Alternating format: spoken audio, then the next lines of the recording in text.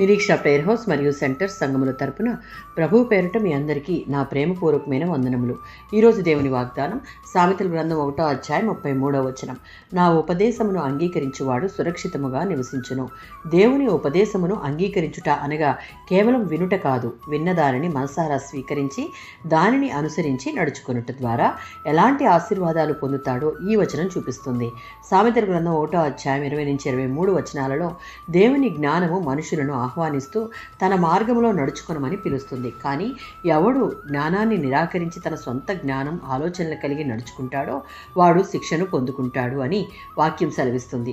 ఆ విధంగా కాక జ్ఞానమును అంగీకరించి నడుచుకునే వారికి శాంతి, రక్షణ, భద్రత ఉంటుందని వాక్యం భరోసా ఇస్తుంది. ఇక్కడ జ్ఞానం అనేది దేవుని యొక్క వాక్యాన్ని సూచిస్తుంది. సామెతల గ్రంథం 9వ అధ్యాయం 10వ వచనం.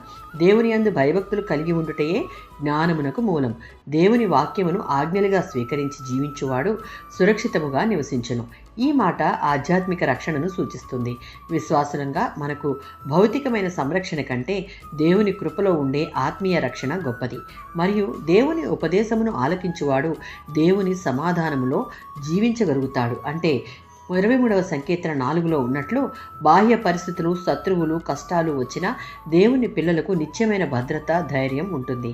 దేవుని జ్ఞానాన్ని, వాక్యాన్ని, మార్గములను అనుసరించి నడిచేవారు నిజమైన శాంతి, భద్రతతో కూడిన జీవితమును జీవించగలుగుతారు. ఆమేన్.